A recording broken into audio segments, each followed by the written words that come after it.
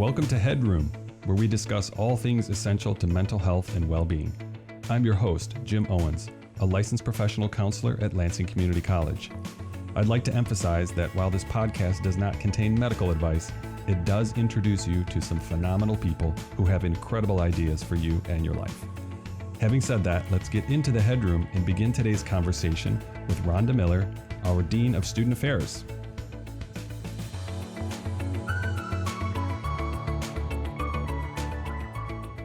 Hey, Rhonda, thanks for joining me today. Thanks for having me. Appreciate it. So I always like to start these out with asking you to just can we get to know you a little bit? So tell us a little bit about maybe where you grew up and give us a window into what life was like when you were a kid. What did you like doing when you were a kid? I grew up in Lansing.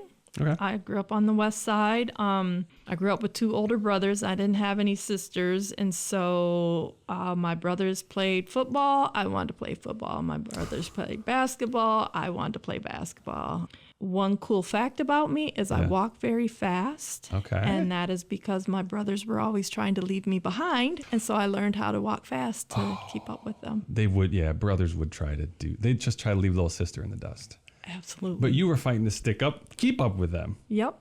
I said stick up, maybe, because there's a little psychology right there, right? Like maybe that's what we call a parapraxis, people. You can look that up. Did you ever have to stick up for yourself having two big brothers? Were they protectors or were they kind of... There's... Well, you don't have to say. This is going on the record. So. Yeah, they're 7 and 4 years older than me, and one picked on me a lot, though. Okay. One who was 4 years older than me. My other brother... He was more of a protector, but there were times when I would tell my dad they did something to me and then they would get punished and they really hadn't done anything. Ooh. So you had your ways of kind of evening the field out a little bit, like leveling the field, I should say. So what about life as a kid? What was fun for you when you were a kid? Oh, I loved being outside, riding my bike. I had a couple friends that lived in the neighborhood, and we just hang out, play kick the can at night, or collect cards, trading cards back in the 70s. Oh, yeah. Yeah, baseball cards, football cards. Actually, they were Charlie's Angel trading cards. Charlie's Angels. I didn't even know. I know the show. I didn't know there were trading cards. That's cool. Yes. Yeah. Actually, Lisa Alexander. Her and myself and 3 or 4 other girls, we used to go to the same elementary school, and we would trade our cards. Oh, my goodness. Yes. Does anybody still have their cards? I bet one of our friends probably does. I don't. Okay. Yeah. Well, let's move up a little bit from childhood to high school, and then we're going to go to college. Okay. So high school, you're graduating high school. If you were like me, you were like, I'm pretty well ready for the world. Let's go. But I don't know if I was as skilled really as I thought I was. So I'm just curious, how skilled were you in managing yourself as a human being when you were right around the age of high school as you were, getting ready to take off into the world? And I use the word skill because I want to imply to people that this is a skill we develop over time. Right. I think I had good time management skills because as long as I went home after school and did my homework and wash dishes or whatever my chores were, then I could go out and play with my friends or be on the phone, whatever it was at that time in my life. And so I think I knew I had to get done what I needed to get done, and then I could play. So that's kind of how I look at my life as a teenager, although it doesn't help that when you're a teen, you're hormonal. So I'm sure I was all over the place. My parents probably wanted to put me out, but in school, I wasn't late to school. Yeah. I was where I needed to be when I needed to be there. Wow, I would say you're describing a young person who's very disciplined. Yeah, which is surprising. Well, is it? Well, I think so. For me, yes. No, I know that's what you mean, not in relation to teenagers, but just for yourself, you're surprised. Yeah. No. To be able to say that about yourself. Yeah, and I grew up in an era where there was a line between adults and children. That's and so like when I was in elementary school, we could still get paddled. And so we had a healthy fear of adults. And so when we were supposed to be in class, we were in class. And that's how I lived my life. That era too, I don't know, we're probably not that far apart in age actually. I was a kid in the 70s too, but that era, if I remember correctly, kids didn't sit at the parents' table for meals when there was family stuff, right? But also, we weren't in their social circle when they were having conversations. Oh, no. Am I right? Yeah. This No. was just like, you would look at the parents in the circle talking to other parents and you were thinking, I got to go in and ask a question, but this is going to be difficult to get in and get it right. Yeah, I don't know if it was my parents or one of my aunts would say children are to be seen and not heard. So like, yeah, there was a real line. You didn't cross it. So when adults were having conversations, we were not part of those conversations. And not in a disparaging way, but this is just painting a little bit of a picture of what life was like back then. Parents weren't friends with their kids. Oh, no. Is that right? Nope. I told my kids that. I'm not your friend. I'm not your equal. Yeah, yeah. I say something similar to my son. I go, look, man, I love you. I'm your dad. You can only have one of those. You can have a lot of friends. Yeah. So, I love you. I'm friendly. We're friendly with each other, but I'm not going to fill that hole of friend for you. I'll help you get it filled. That's my job really as your dad. Make sure you have the social relationships that you need and let he learn social skills and stuff. But like you, sorry, man, I'm not your friend, right? Yeah. I've seen a lot of those go south where parents try to be their children's friends. Yeah. If the friendship role gets in front of the parent role, there's probably a way to do it better than I'm doing it, I'm sure. But balancing those things can be difficult. So after high school, was it like a foregone conclusion that you were going to go to college? Was this something that was for sure? It was for sure. I grew up in a household where that was the expectation. It wasn't an ask, like, do you want to go to college? Really? It was, where are you going to go to college? So I never knew I had an option to not go. And was I ready for college? No. There was no discipline or no real boundaries. And so I exploited them. So, yeah. So, well, I was going to say, go ahead, but... So tell me, so in Lansing, it was expected you were going to go to college. Maybe you could tell us where you went. But did you want to do something other than college, or you weren't even entertaining?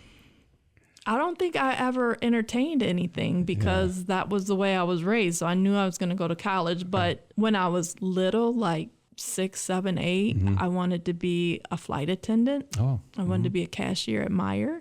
Those are the two, and a football player. I wanted to play football. I wanted to play pro football. So back then, I might have had alternate plans, but once I got older, it just wasn't, there weren't any options. It was an expectation you were going to go. I think that's a familiar experience for a lot of people. And maybe we don't even question it until we're already in the middle of our college career thinking, I could have done something different. Yeah. So what was it like? You say, it sounds like you were probably academically prepared with your discipline and schoolwork and stuff like that, but maybe you're saying in other ways you weren't totally prepared. Did you go off to college or did you stay in town and go to school? Well, I went to MSU, but I lived on campus. Yeah. And I remember the first 2 weeks of college, I was in my dorm room at midnight because it was programmed. That was my curfew when I was in high school. Oh, yeah.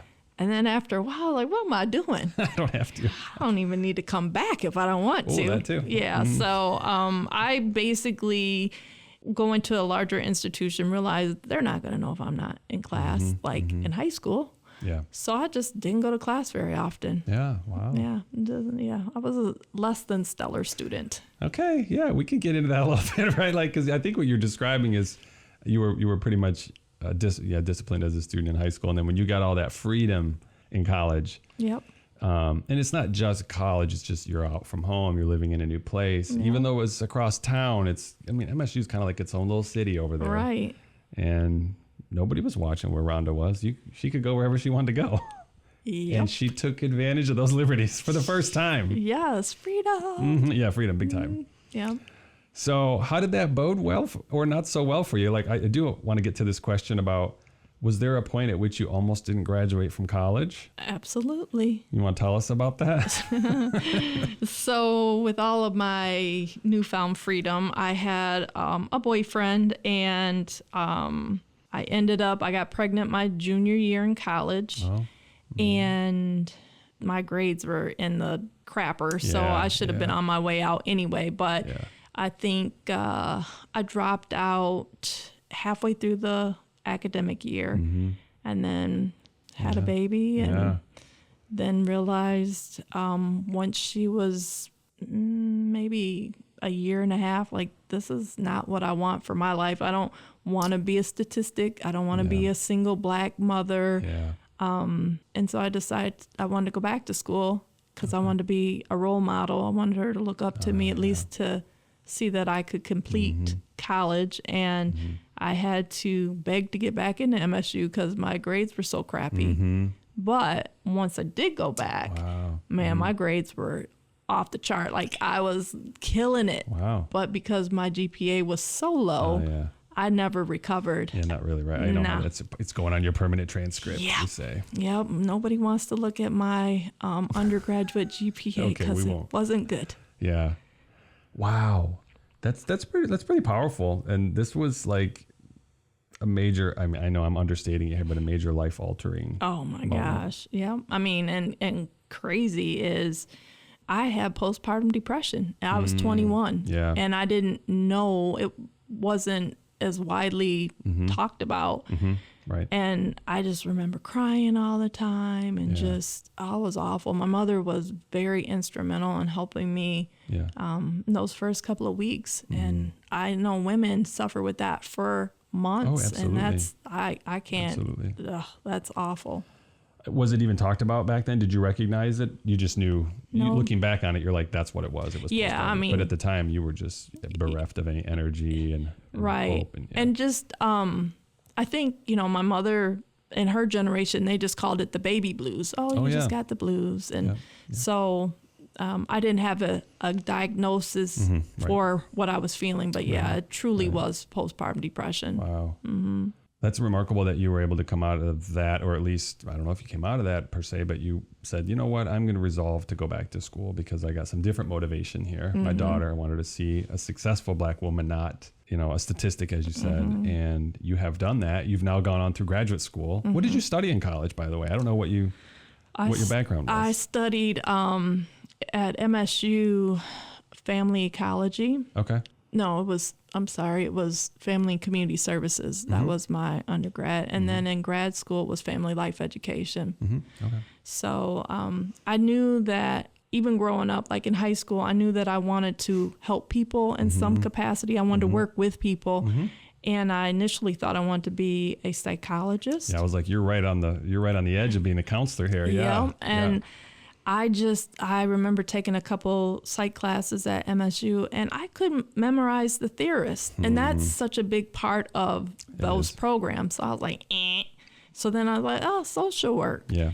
And I thought I liked that. And then I remember being in a class, and they were talking about like child welfare, and they had a story about a woman who put her baby in the microwave. And I think at that moment, I'm like, that's not the job for me either. Yeah. So I don't know how I got into family and community services. One thing is I didn't like math, so I was looking through MSU's book to see what majors didn't require a lot of math. And then I got in that, and it was a really good fit for me at that time. Wow, that's amazing. And here you are, I'm thinking of the connection now between having an education and family life. And as the dean of a division at a college, it's one big, huge family in a sense, right? Like it's family dynamics. There can be a little infighting. There can be some personalities. There can be a little reminding people respect for authority. There can be some things, right? Some family dynamics. Absolutely. Every day. It's probably very good preparation actually for a dean, isn't it? Yes. I'm just putting this together right now. Because you think about, a lot of times we just promote academics who are really good in a certain discipline, like, and not to be disparaging, but like chemistry, let's say, now you're a really good chemistry professor, you'll make a very good administrator. Well, not necessarily, right? But I think your education probably helps you every day. Yeah, if you think about life as an ecosystem, I mean, there's life, there's your work life, your home life, your health, your entertainment. I mean, there's just so many things that intersect. And if you understand that in your life, it really helps you with direction and progression. Yeah, sure. Could you share more about that, your worldview of these different compartmentalizations of the different aspects of your life? You look at your life in different domains a little bit, right? And that helps you. I'm going to probably lean into this, like balance in these areas or something. Is that right? Yeah. How did you arrive at that? Was that through your education? Like, I was just going to get, because they taught us the same stuff.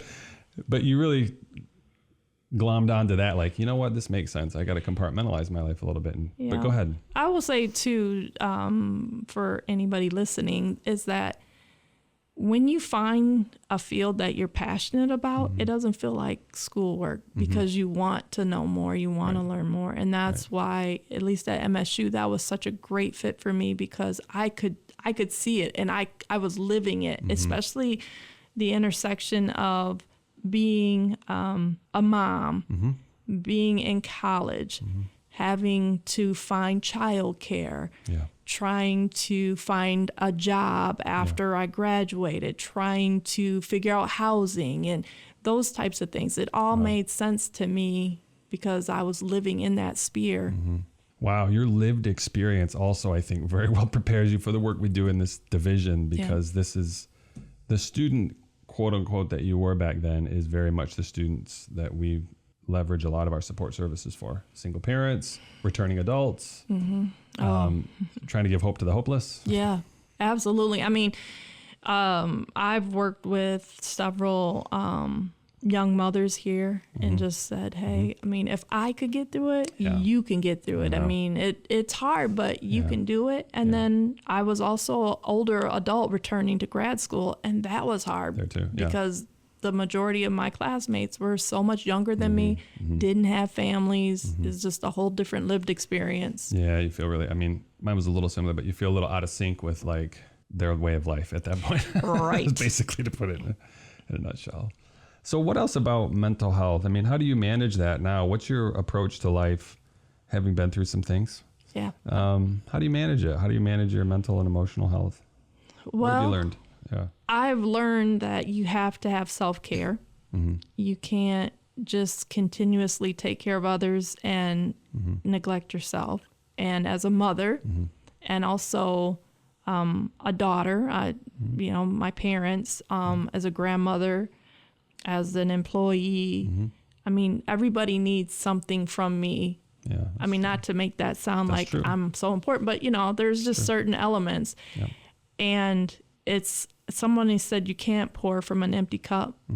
And so I realized that I have to stop and give myself time and attention so that I can pour into someone else. And so the things that I have done, and full disclosure, I suffer with depression, and I'm on medication, and I try to normalize that for people, because I know I was very hesitant to take any kind of medication, because I'm like, I don't want to be a zombie, and that's not what it is, but it helps me persist. And understanding that there are things that you can't control, and you have to learn how to let go of those things, and that can be hard for somebody like me, who I try to solve problems. And I think there's a lot of stigma, not so much now, but back in the day, with mental health.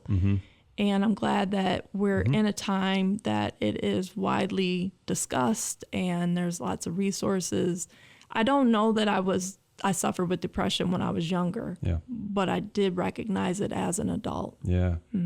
Wow, I'm glad you brought that up. Thank you for sharing that, because I think people, again, most people listening to this will not have met you, but they'll be aware of this position called the Dean of Students, and they'll think that person, whoever that is, was born with a silver spoon in her mouth and just sailed right on through college and graduate school and rose up the ranks in this seamless linear transition, and probably just even, every day is a sunny, happy day full of liberty, because you're not a middle manager, wink, wink, with pressure from both sides. But they just look at it, the status and all that goes along with that. Yeah. But and it's a job, it's life, it's work. Yeah. It is. And I think you're right. People look at me or other deans or the VPs or the president and think, they had this really storybook life. And maybe some people did. I did not. Yeah. And I think that's what helps me relate to students better. Yeah. And so I try to engage with students as much as I can. Like, I'll come out into the star zone and talk to students about nothing or anything or, something specific. But that is what fuels me. And if I can give them any wisdom or encouragement, then I've done, most of my job. I mean, there's other parts of my job, but when somebody can relate to you and they can see themselves in you, and I definitely, want other young Black women to see me as a role model. But just in general, like I try to be a great human. And I think in this world, we're lacking in that. We need more. Yeah. Yeah. We need more great humans. We need people making just a little bit more of an effort, if you could. Just a little more effort to be good. Yes. Yeah. That journey toward acknowledging depression as an experience that you're having and being willing to, I think for people first, they have to let themselves experience the thing that they don't want to experience first. Because a lot of us will be having symptoms, and I'll just say anxiety and depression, because those are the two biggest ones. We'll be having those symptoms. That's nothing. Right. Let me just minimize that. That'll go away. Finally, we get to the point where we go, this is a thing. Yeah. And it's a thing. I'm going to put a name to it. And now that means I'm probably going to have to do something with it, about it, to it, for it, et cetera, whatever it is. I'm going to need some help in getting that. Yeah. I don't know if you'd be willing to share a little bit. How hard was that journey for you between acknowledgement and help? How big was that? You're shaking your head sideways. Like, how far a bridge is that? You know, the ironic thing is I'm aware of supports for people. Oh, sure. Like that's been, you're educated, you're knowledgeable, right? You know. And Yep. I've worked for health department. I've been in the world where people go for either physical health or mental health. Yeah. Did that apply to me? Not necessarily, but smart enough to understand, like at the point where I started really experiencing some of my symptoms, I was like in perimenopause. Yeah. So Yeah. a lot of times people will say, oh, that's just your hormones. Right. And a lot of times I think, especially for women, people default to that. Sure. And it's not. It's an easy explanation. Yeah, it's easy, but it wasn't, because it wasn't getting any better.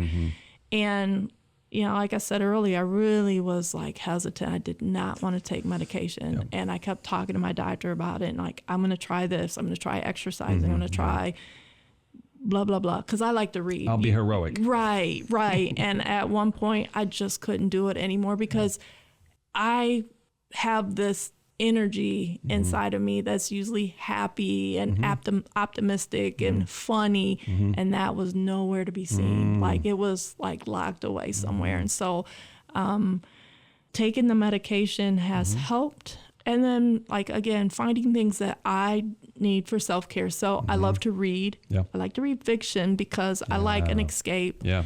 And I like to craft, but I am sucky at it. But I just like it's something to do. I love to walk. Yeah. And so those are the things that bring me joy. And then my children and my grandchildren. So I just try to identify those things that can flip the script or, for me and help me to enjoy and savor the moment that I'm in, instead of thinking, oh, I got to get ready for this report, or, somebody needs money to get, I don't know, something for my kids, or, So I'm just trying to make sure that I stay focused on me. Well, I think it'd be very easy in a role, being a mother and a grandmother and a manager, to feel the responsibility of, I just need to put everybody first and take care of them. Then I'll get to me. Yeah. Because you love what you do. You love the people that you're doing your work for. Yes. And you're willing, and I know you are, because it's true of all of us helpers, we're willing to let ourselves be robbed of some joy for meaning and purpose. Yes. Right? It's meaningful enough. It's got enough purpose in it. I will sacrifice. But we can go down to a dark place if we go too far, right? Yeah. Basically, it becomes pathological at some point. Yep. And you recognize, like, I'm going to take some joy back for myself. Yes. And I mean, sometimes I have to remind myself, because you get in the zone. Yeah. Yeah. Wow. Okay. We got maybe a couple minutes left. Anything else you want to share about your tips for mental health, or things that you found to be essential for wellness? Because I know you've touched on relationships too, and making sure you're connected socially and with your family, and finding hobbies that are good for you, and anything else. One thing is I am in counseling. Oh yeah. And that's great. That's awesome. So I guess my message would be is, if you think that you may be experiencing some of the symptoms of a mental health situation, that you shouldn't ignore it. Don't try to shut it down. Yeah. But then also don't go so far to the left that you're in the dark, like, oh my gosh, I might have Alzheimer's, or, just take it one day at a time, but look at what's going on and try to figure out who you can talk to get some help. And my first step was to talk to my physician. Perfect. Yeah. And then from there. Onward. Yeah. Yeah.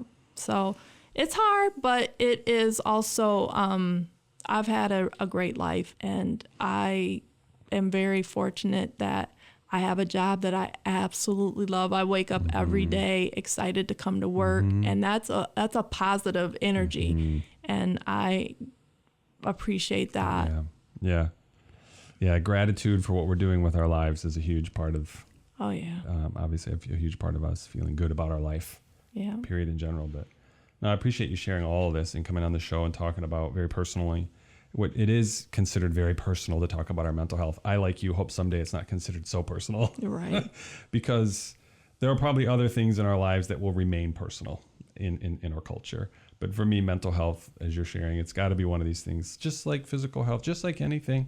We all need to take care of these things. Absolutely. Yeah. All right. Well, thanks for coming on the show. I'd also like to thank our producer, Dedalian Lowry, and the entire team at LCC Connect who make this show possible.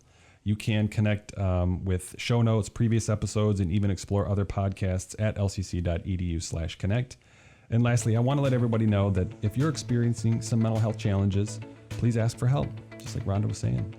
If you're an LCC student, you can schedule an appointment with a licensed mental health counselor here at lcc.edu/counseling. And for anyone in the community, you can call or text 988 for mental health assistance any day, anytime.